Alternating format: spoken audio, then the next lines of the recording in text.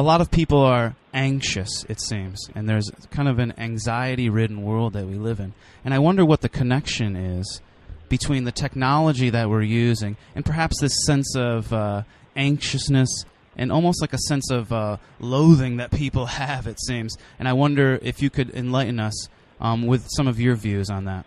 Well, the underlying stress, in fact, it was funny. We were talking about that this morning, my colleague and I, and underlying stress in society generally is caused by a lot of factors. But when you think about just energy as a source, perhaps as a contributing factor, mankind surrounds himself with 200 million times more radio frequency energy than what nature produced and surrounded us less than 100 years ago.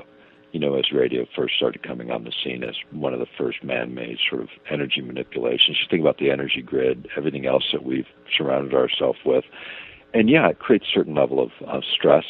You notice it most when you leave highly urbanized areas and you get out to the country. And where I live in a very remote place. Like one guy passed me with that's still on the grid, and then it's the size of West Virginia, and there's just nothing there. Yeah, right. And so I live pretty remotely, and the difference that you perceive, like a power goes out, and most people in urban areas will identify with this. You almost, besides it being quiet, because the refrigerator's not running, air conditioning units, that kind of thing, but also you have this sense of your whole body sort of exhales as you stop compensating for these external fields, which is kind of like background noise in a crowded room. You don't really notice it until it's gone. And the same is true in this instance. When those power goes out, you'll sense this sort of exhaling, as the way I describe it, as your body sort of relaxes and you fall back into... Right. I wonder how much of that is like a social phenomenon and how much of that is an actual kind of energy exchange that's happening. Or is that the same thing? Well, I think you got maybe a couple of different things going on. First of all, you got an energy exchange, and the second thing you've got is how people preoccupy themselves, in terms of device interaction, you might say. And it when you think about it, it provides a certain level of freedom, at the same time a certain level of containment, because what people don't realize is all electronics. And I wrote about this in a book, and we released it in 2000. Jim Roderick and I did, and we dealt with the privacy issues then. And, what you see in sort of emerging now in the mainstream media with Snowden sort of at the focus of it, all that has been known for quite some time, this idea of monitoring communications. But all of it is. And when you layer that with surveillance technologies related to everything you do electronically, people lay down a pretty strong digital footprint. I mean, you can learn more about an individual by looking at their electronic footprint. If you think about credit card transactions, banking, medical records, internet searches, just take all the electronic stuff that is managed around one person. And if you looked at that across big populations, which is exactly what is happening, you can deduce more about that than breaking in someone's house and ruffling through their, their stuff. Of course, So think about it from that perspective. We are so transparent because of electronics on that level. At the same time, the technologies also work against us on a lot of other physical levels. Sure. It's this issue of safety, and you wonder, well, everything that about us is exposed, and like you said, you're able to learn so much from this information that's out there. Of course, when our government uses and gathers this information, it is in the name of safety, that this is important information to have, of course. So, but that line of where you begin to draw that line, because I think everybody would agree that we do hold our government accountable, and to some degree they do have the right to have access to information that isn't available to everybody else. So where you begin to draw that line? Yeah, the line's been drawn in a lot of different ways, just not on electronics. In terms of mail, for instance, one of the recent stories released in the AP was, that the Postal Service, photographs every outside package of everything and every envelope and every piece of mail. and it's stored. They may not open the mail, but they know how the mail transits, right? And so all that's tracked, and a lot more is tracked commercially. Think about the commercial applications. You start tracking all that information. What are the implications of that? Well, politically, for instance, you can learn a lot about people. You can structure messaging that targets individuals with messages that they're going to statistically agree with. So the politician has 100 issues, and they only talk to you about 3 of them because they know you're going to agree on those 3 throughout their activity. So you tend to vote for them, even though 97% of the stuff they talk about you disagree with. They just never receive the messaging, because messaging can be tailored so finely now, from commercial applications, political applications, for all kinds of applications. So not just government, but general use of data. Who owns it is really the fundamental question, and I think we own our data, just like we own what's inside of our houses. And that's the shift legally that needs to happen, so government can't assert they own that data or have access to it, or anyone else can either. I don't know, this is kind of a daring thing to say, but almost like there is a cyclical sort of thing that happens and I do believe at some point people will begin to retract from technology and start to look more at their own personal things, more self-reflection. You start to see that people, and of course I'm going with my gut again on this one, I'm sorry, but just the sense that people are craving to look within themselves in a more spiritual manner, not to get too heady about it, but you do see that. So I wonder if in the future people will retract more from technology and thus cutting off that certain level of power for people like governments to manipulate it. But separating out, you mean from just how you utilize it. I think that's really it anyway. Is ultimately choose how you use it and decide how much of it you want to lay down. At the same time, I think regulation is important. I think people should have an expectation of privacy in a 21st century technological world, just the same as we did, whether it was 100 years ago or 200 years ago or 15 minutes ago for that matter, and we don't. And I think this whole argument of where should we or where shouldn't we should always have a presumption of privacy, in my opinion. There isn't a question of where. It's everywhere. Right. That's our privacy, which goes with us wherever we go. And the whole idea we're having an argument about is it's just so counterintuitive from my perspective. But that's where we're at because of think about it. Sure. 4th of July was just a couple of days ago. Life, liberty, and the pursuit of happiness. How many people actually experience that in the world? And that's fundamentally what we created a whole country over, and we've forgotten about it. Now it's life, misery, and the pursuit of survival. It's really gone. Oh, no. Going back to the people in front of the television, what's going on in the brain when people are watching TV? How is it that people can become aware, or at least begin to understand how they might be being manipulated? Well, television's interesting, as a medium, because it's not just the ideas you lay down, but how you lay them down. And then real simple things. For instance, in advertising, the flicker rate, the pace rate in which the light flickers in the background, within 20, 30 seconds, you can create an entrainment effect, where then in the commercial, you can create a brain state. Because think about it, your spouse or your girlfriend or your boyfriend are yelling at you, and you're not even aware they're talking to you when you're sitting in front of a television set. Because you come home, you're fatigued, you sit down, and basically you fall into a light trance-like state, and then you absorb commercials and whatever the television programming is. And that's exactly what's going on. You're not watching the program, you are the program. And when you think about electronic interfaces, any of these, there was an article that was called The Mind Has No Firewalls, published by the U.S. Army War College back in 1998 in their quarterly. I think it was called Perimeters.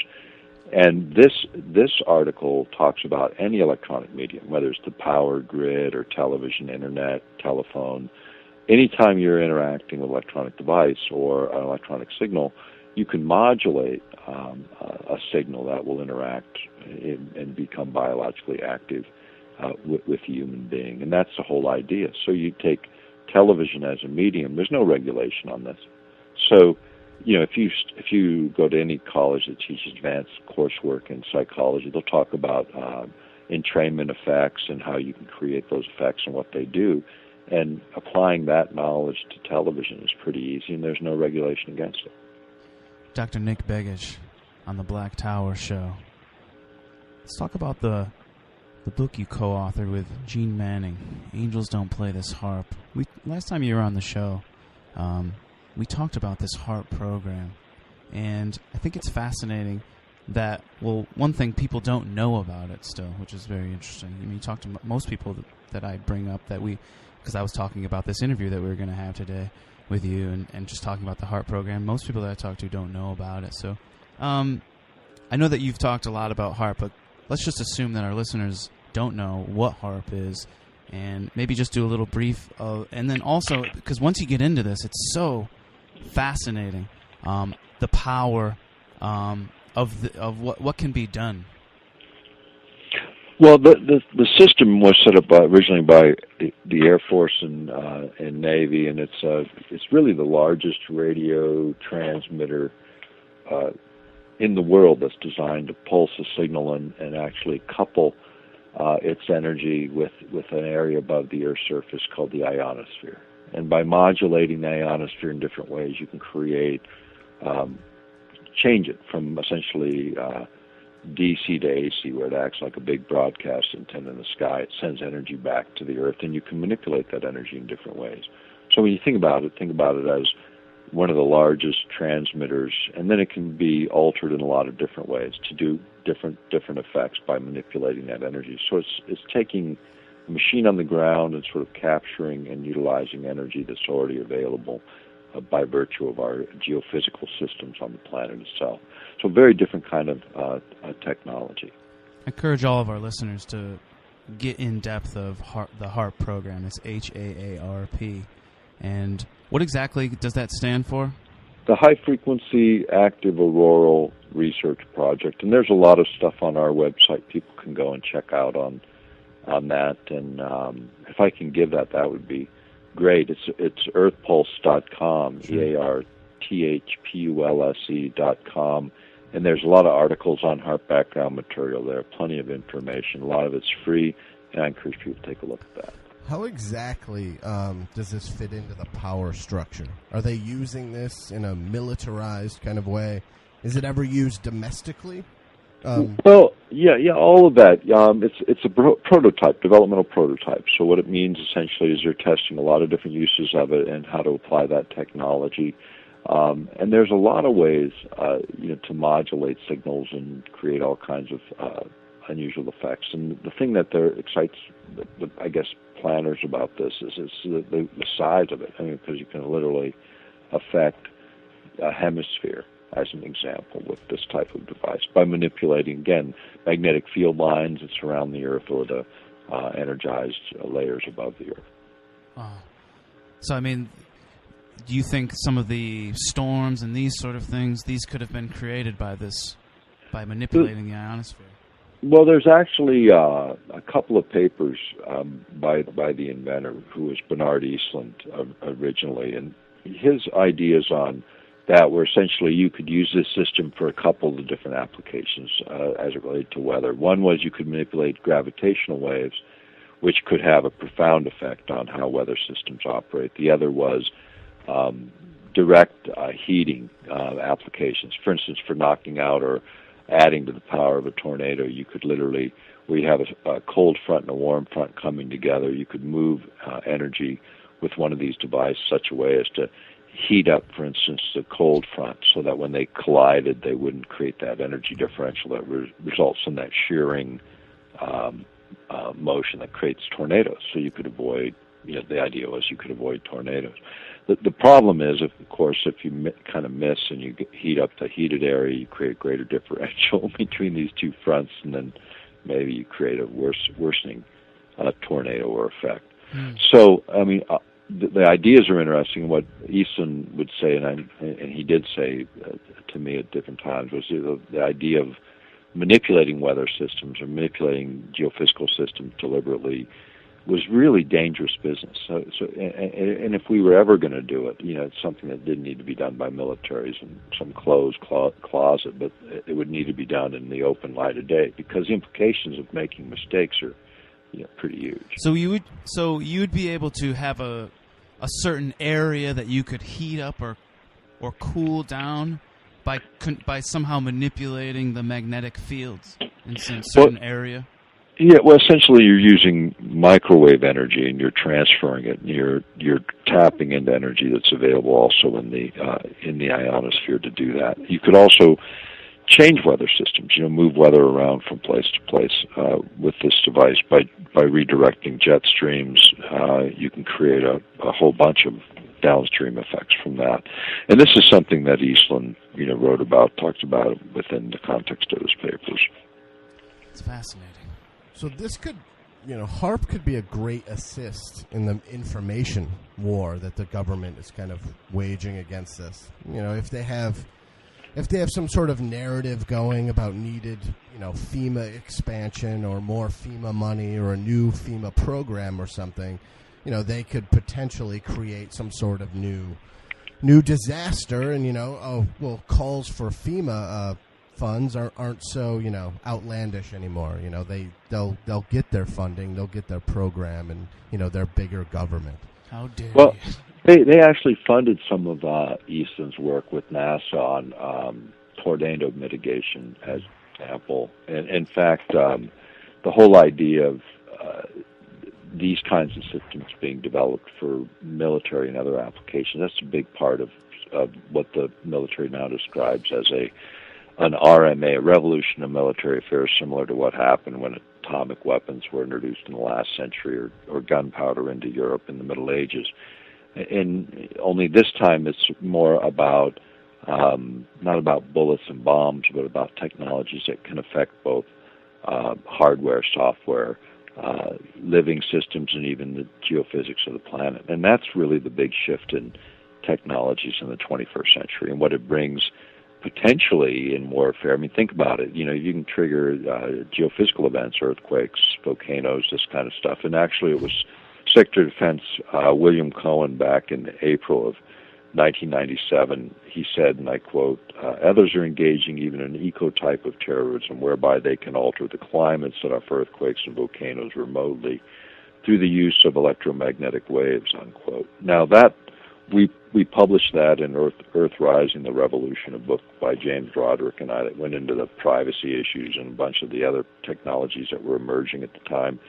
And this whole area was a big part of that. And the fact is, you got the Secretary of Defense at the time attributing that to terrorist states in a DoD news briefing, and the idea that our government or other sophisticated governments have that capability is pretty well known. In fact, there's been a number of stories about those kinds of ideas for quite some time. But here's the thing: you can then wage war in a pretty undetected way. It's something Rumsfeld was even quoted as commenting on, and yet be invited in to clean up the mess instead of coming in as an adversary. So you think about that. I mean, as a covert war, what could you do if you could manipulate the weather or the earth itself? You imagine what the future may look like if you were able to fight a war using natural events like that. It would be fascinating. It would change the whole scope of what it even means to have a war. All of these technologies, they're really, they're helping the government get across, potentially get across their narrative better. I mean, Edward Bernays said, those who manipulate mass opinion constitute an invisible government, which is the true ruling power of our country. So, during an Obama speech or an Obama, fireside chat or whatever he's doing that week, they could slow down the flicker rate to, lull you into a sense of, just acceptance. You're going to accept what he says. You can. Yeah, exactly right. You can do that in any medium. And if you think about it, in the fact that it's not restricted, if you don't think advertisers are doing this, you're really naive. Because this is the whole point. You don't spend millions of dollars on advertising if it doesn't work. You make it work as effectively as possible. These are really simple things that you can do to help anchor something that otherwise is not conflicting, in terms of someone's base beliefs. But you can move opinion pretty easily. You don't need to move it much in this day and age. A point here and a point there, and the game is, changed. And that's where we're at. And technology is being used. It's not a question of can it or is it. It exists. It's being utilized in lots of different ways. by people with a lot of different interests. And the question is, and that's really it, is for privacy in this century, you do need a new review of what's sort of out there, because it's changed, and it just is. We don't have a Pony Express anymore, and yet people still couldn't grab your mail. So things have changed. But the sense or presumption of privacy shouldn't have changed with it. The idea of technology is being used in a constructive way that supports these basic concepts of life, liberty, and the pursuit of happiness. Do you tell people to throw their TVs away? Do you tell people? I don't. My granddaughter. It's so funny. My granddaughter. Last Christmas. She says, "Papa, when are you going to get a TV with channels? Because I don't have it." That's a little DVD every once in a while, in a movie or something, but not channels. Sure. Well, it's becoming more and more difficult to find the truth and to kind of be self-reflective and to find a certain path in your life. And there's so much influence that we feel. And I just feel like technology does make it so readily available. It's in your face all the time. And I think people just need to take a step back and start to think about how those things are affecting them on a real level. People. And then choose what you want to spend your time doing. In terms of construction or letting someone else construct it for you, because the media really think about all of the advantages of technology and where have they really gone in the last 50 years. It's primarily into media. Where technology affects most people, it's in entertainment. It's not in the things that really make our lives more productive. Except in the communications realm. The fact that we can have conversation anywhere in the world with anyone in the world pretty easily now, I think, is a phenomenal advance that opens up the possibilities of a lot of exchanges that couldn't have happened before. The thing is, it's all monitored. That's a big difference. And I think that's something that we, as human beings shouldn't have a high tolerance for. The information is ours privately. That really ought to be the focus of legislation, is repatriating our information to ourselves as a matter of personal privacy in the 21st century, and everything that goes with it. And anything that violates that aspect, that tries to manipulate our psyche or our health deliberately without our consent, is something we ought to be opposed to. And whether it's government or private sector, politicians, commercialization of technology in a way that's not conducive to good human relations and liberty. And I think that's where the technologies have sort of stomped across us on all political boundaries. You've got the Tea Partiers on one end, and you've got the anti-Wall Streeters on the other. But really, everyone's saying the same thing. They're sick and tired of people intruding on our lives in ways that are inappropriate, telling us how to live, really. Dr. Nick Begich, thanks so much for taking the time to talk to us today. We'd love to have you back on the Black Tower Show. Hey, great. We'll do it again sometime. Thanks for having me.